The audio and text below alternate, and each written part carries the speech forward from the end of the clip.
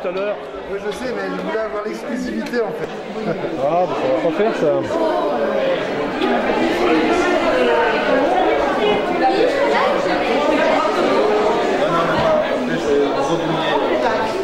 Après, mais... Qu'est-ce qui symbolise ce bâton? Bon, là, il y a plein de symboles. D'abord, c'est un manche de pique qui servait à décrocher le charbon des mineurs. Après, on a une poignée jaune qui représente la poulainte, la farine de maïs. Il représente aussi de la mescola que les Italiens se servaient pour remuer la poulainte. Après, on a une branche de charaille tout en vert là, tout le long. On a 2 fleurs de charaille. On a des perles de sueur et des gouttes de sang. Symbole des mineurs qui donnaient le meilleur de leur âme pour pouvoir sortir de la misère. Plus haut, on y trouve les couleurs de la confrérie, le gris et le rose, avec de chaque côté des perles de couleurs différentes, représentant les dignitaires chevaliers et les dignitaires actifs. En haut, on y trouve des perles, un faisceau de perles de rosée qui représente la rosée de tous les jours qui disparaît sur nos chaussures et qui revient le lendemain. En haut, une fleur de charaille blanche comme neige, qui viendra se poser sur les épaules de tous les dignitaires qui auront été choisis par le bureau officiel. Voilà en gros. Ça vous a demandé beaucoup de travail? Et alors là-dessus, ça vous a demandé beaucoup de travail? Là, il y a alors ça c'est une fleur de clématite. Vous verrez là-bas sur le bureau, j'en ai aussi fait une en perles.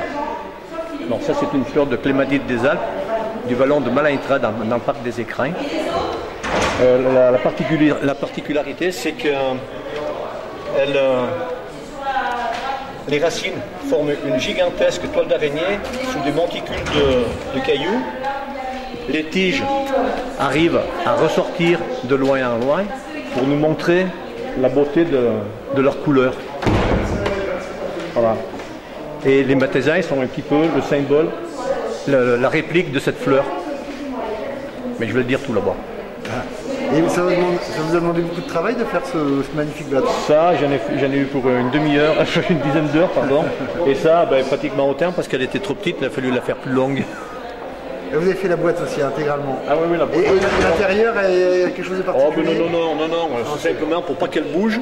D'accord, oui. Quand elle est dedans, voilà, puis ça vient se mettre dessus pour la immobiliser, c'est tout. Ça a été votre métier de fabriquer ce genre d'objet? Non, moi je suis mineur. Vous êtes mineur, vous faisiez quoi à la mine? J'étais chauffeur. Chauffeur? Mais j'ai fait 1 an au fond. En tant que quoi au fond? J'étais piqueur. Piqueur. Ouais. Et vous avez fait ça jusqu'à quelle... Vous étiez piqueur à quelle période? Jusqu'en 91. Et après on m'a dit on n'a plus besoin de vous. Comme c'était la fermeture de la mine, tous les gens qui étaient un petit peu âgés, on était en congé charbonnier. On ne les voulait plus quoi. Vous allez être intronisé ce soir également? Alors ce soir je vais faire partie des dignitaires actifs.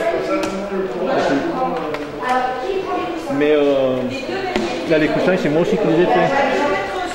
Ces coussins là c'est un morceau de tissu. C'est quoi comme tissu? Pardon? Qu'est-ce que c'est comme tissu? C'est du tissu, des tissus pour des rideaux, c'est tout, un petit peu costaud parce qu'il faut y travailler. Parce qu'il faut y travailler dessus, il faut tirer. Où elle est partie là? Elle est là. C'est une pièce de tissu qui fait 1,50 m, qui fait 60 de large, et il y a une seule couture. Et après c'est tout travaillé à l'envers pour pouvoir donner ça. Et ça vous a pris certainement beaucoup de temps? Ah là il faut 10 heures pour en faire un complet. Donc là il y a une trentaine d'heures de travail en gros. Plus parce que la boîte, la boîte il y a aussi la boîte, il faut environ on va dire 40 heures, 45 heures pour tout ça. Voilà. Donc c'est moi qui ai fait, mais à partir de ce soir, ça ne sera plus ma propriété. Ça fera partie de la confrérie. Donc vous allez solennellement l'offrir à la confrérie? Alors il y a le grand maître du Bleu Sassenage qui va introniser notre grand maître.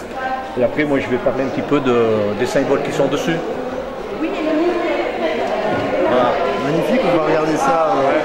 In situ. Vous verrez là-bas, donc il y a un plan de vigne aussi que j'ai fait avec des perles. Et puis donc un plan de clématite des Alpes. Alors la clématite des Alpes, elle est en bleu, mais pas forcément toujours comme ça peut être du bleu qui est mélangé. Et la clématite du Queyras, elle est rose.